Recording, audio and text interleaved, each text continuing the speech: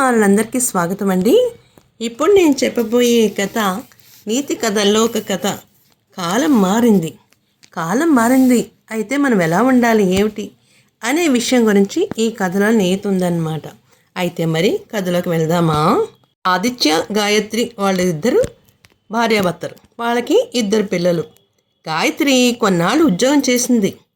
పెళ్లి తర్వాత 2 పిల్లలు పుట్టడంతో ఆమె ఉద్యోగం రాజీనామా చేసేసింది. ఇంకేమీ చేయలేదు. పిల్లల ఆలనా పాలనా చూసుకుంటూ కొత్త కంప్యూటర్ కోర్సులు చేస్తూ తనను తాను అప్డేట్ చేసుకుంది. మరి ఏదైనా ఉద్యోగము చేయకుండా ఇంట్లో ఉంటే వేరే ఏమైనా నేర్చుకోవాలి కదా, నేర్చుకుంటేనే కదా మళ్ళీ అలాగా వెళ్ళేది. అయితే మరి అక్కడ ఏం జరిగిందంటే తల్లితో కొడుకు చెప్తున్నాడనమాట. తల్లి అంటుంది, అరే ఆదిత్య, నువ్వు చెప్పేది నీకేమైనా అర్థమవుతుందా అంది సుగుణ. సుగుణ ఎవరంటే ఆదిత్య వాళ్ళ తల్లి. అమ్మా, కాస్త ప్రశాంతంగా ఆలోచించు, నీకు కూడా అర్థమవుతుంది అన్నాడు ఆదిత్య. నాకు అర్థం అవడం ఏమిట్రే, ఇందులో నీ స్నేహితులు ఎవరైనా చెప్పు, నవ్విపోతారు చికాగ్గా అంది. ఎవరో నవ్వుతారని ఏంటమ్మా, విషయం ఏంటి అనేది? ఒకళ్ళు నవ్వుతారని మన ఇంటి పరిస్థితిని మనం మార్చుకోలేం కదా అన్నాడు ఆదిత్య. అయితే ఎలాంటి నిర్ణయమా? చూడమ్మా, నీకు మోకాళ్ళ నొప్పులు, నా పిల్లలు చిన్నవాళ్ళు, పూర్తిగా నీ మీద భారం మోపలేను.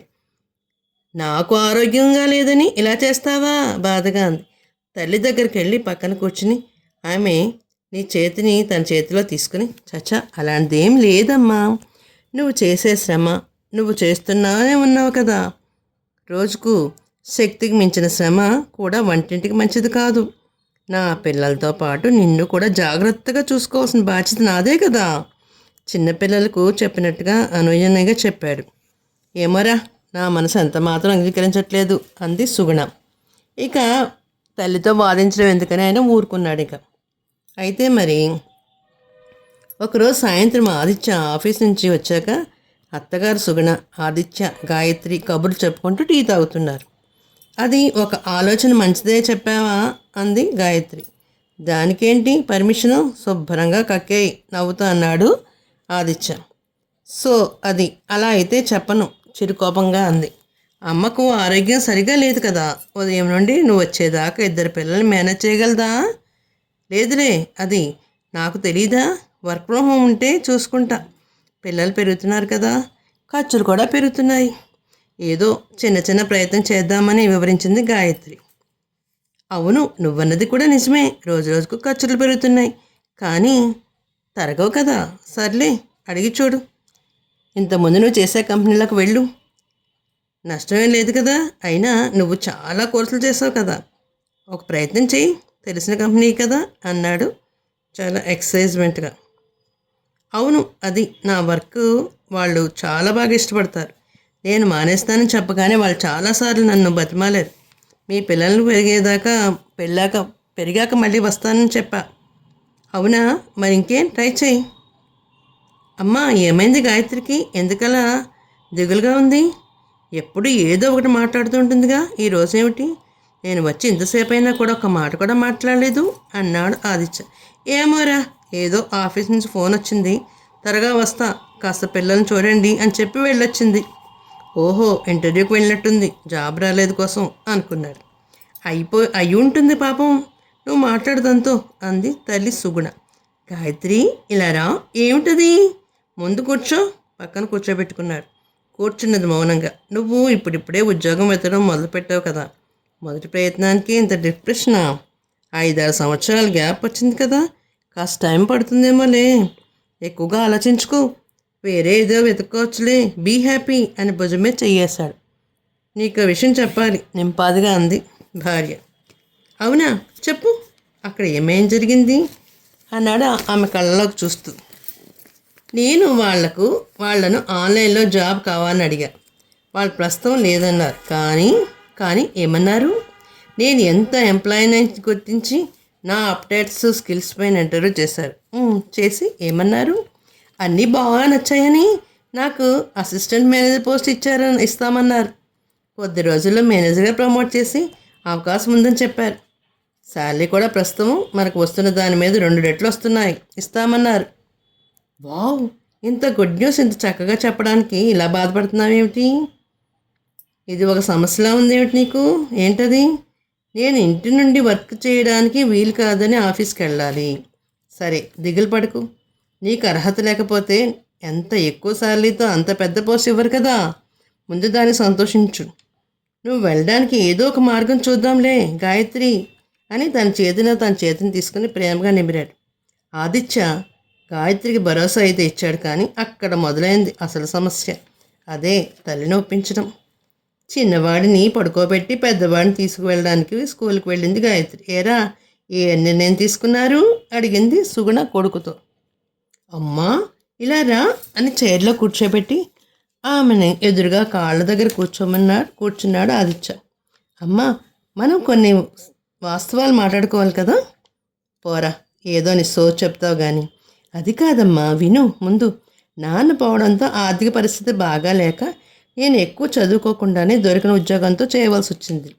ఏదో ఒకటి చేస్తున్నావు కదా. చేస్తానులే, కానీ గాయత్రి నాకంటే ఎక్కువ చదువుకుంది, సమర్థత ఉంది, నాకంటే ఎక్కువే. అందుకే ఇప్పుడు నాకంటే 2 రెట్ల జీతంతో ఉద్యోగం వచ్చింది. అయితే నువ్వు ఉద్యోగం మానేసి పిల్లల్ని చూస్తూ కోడలను ఉద్యోగాన్ని పంపుతావేమిట్రా, అంతేనా అంది. అదే కదా మొన్నటి నుండి చెబుతుంది. ఏం మాట్లాడకుండా మౌనంగా కూర్చుంది సుగుణ. అమ్మా, వెనకటి రోజుల్లో మగవాళ్ళు చదువుకుని ఉద్యోగం చేస్తే ఆడవాళ్ళు ఇంటి పట్టు నుండి వంట వార్పు చేసేవారు. కానీ కాలం మారిందమ్మా. ఇప్పుడు కూడా అలాగా మగ తేడా లేకుండా అందరూ కూడా చదువుకుంటున్నారు, ఉద్యోగం చేస్తూ సంపాదిస్తున్నారు. పరిస్థితుల అవసరానికి అనుగుణంగా మనం కూడా మారాలి. నేను ఎంత ప్రయత్నం చేసినా గాయత్రి అంత సంపాదించలేను. అయినా కుటుంబ అవసరాల దృష్ట్యా ఉద్యోగం చేయొచ్చు అంటే గాయత్రి చేయొద్దంటే మానేస్తుంది. ఇంతకుముందు కూడా మానేసింది కదా. కానీ నువ్వే చెప్పమ్మా, ఏమాత్రం ప్రతిభ లేని నేను ఉద్యోగం చేయడం, ఎంతో ప్రతిభ ఉన్న గాయత్రి ఇంట్లో కూర్చోబెట్టడం ఏమైనా న్యాయంగా ఉందంటావా? నువ్వే పరిస్థితులను అర్థం చేసుకోవచ్చు కదా అని మొహం వైపు చూశాడు. గాయత్రి నా భార్య అమ్మా, ఈ ఇంటి ఇల్లాలు. తను ఎవరి కోసమో సంపాదిస్తుంది? మన కోసమే కదా. మన ఆర్థిక పరిస్థితి ఎలా ఉండబట్టే కదా. సుగుణం ఏం మాట్లాడలేదు. అమ్మా, నువ్వు కంగారు పడకు. నేను ఎప్పట్లాగే ఇంట్లోనే కూర్చుంటానేమోనన్నా. గాయత్రి పిల్లలను చూసుకుంటూ కొత్త కోర్సులు చేసినట్టే నేను కూడా కొత్త స్కిల్స్ నేర్చుకుని పిల్లలు కాస్త పెద్దవగానే మంచి జాబ్ చూసుకుంటూ మహా అయితే 2-3 సంవత్సరాలు అంతే సరేనా? మా అమ్మ మంచిది, ప్లీజ్ అర్థం చేసుకో అమ్మా. అత్తయ్య, ఒకసారి లారండి అని కోడలు పిలిచింది. హడావుడిగా వస్తూ పిలిచింది గాయత్రి. ఏంటమ్మా అంది కంగారుగా చూస్తూ సుగుణ. ముందు మీరు ఇక్కడ కూర్చోండి. కుర్చీలో కూర్చోబెట్టింది. అవి మీకే అని పెద్ద డబ్బులు కట్ట చేసి చేతికిచ్చింది అత్తగారి చేతికి. అమ్మో, ఇంత డబ్బు నాకెందుకు అని అడిగింది సుగుణ. లేదత్తయ్య, ఈరోజు నా మొదటి శాలరీ వచ్చింది. ఇంట్లో నా పనులన్నీ మీరే పంచుకున్నారు కనుకనే నేను ఆఫీస్కి వెళ్ళి ఉద్యోగం చేయగలుగుతున్నాను. అందుకే నా శాలరీలో మీకు భాగం ఉంటుంది. దీన్ని మీకు నచ్చిన విధంగా ఖర్చు పెట్టుకోవచ్చు అంది. అది మీ హక్కు. సుగుణ లేచి కోడల్ని గట్టిగా కౌగిలించుకుంది.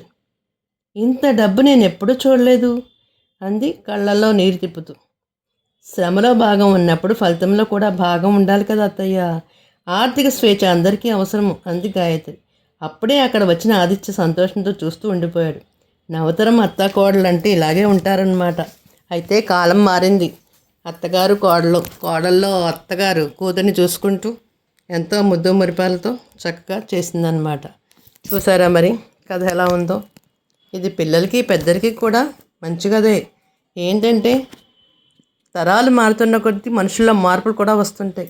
అలాంటి పరిస్థితుల్లో మనము ఇలాంటి కథలు కూడా చెప్పుకుంటూ ఉండాలి. పిల్లలకి పెద్దలకి కూడా ఉపయోగమయ్యే కథ. తెలుగువారి దీపకాంత్కి లైక్ చేసి, షేర్ చేసి, సబ్స్క్రైబ్ చేసి, కామెంట్ రూపంలో పెట్టండి మరి.